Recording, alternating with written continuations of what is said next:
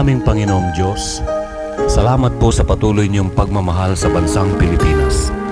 Dalangin namin ang tunay na kalayaan, kapayapaan at kasagalaang galing mang sa inyong mga kamay.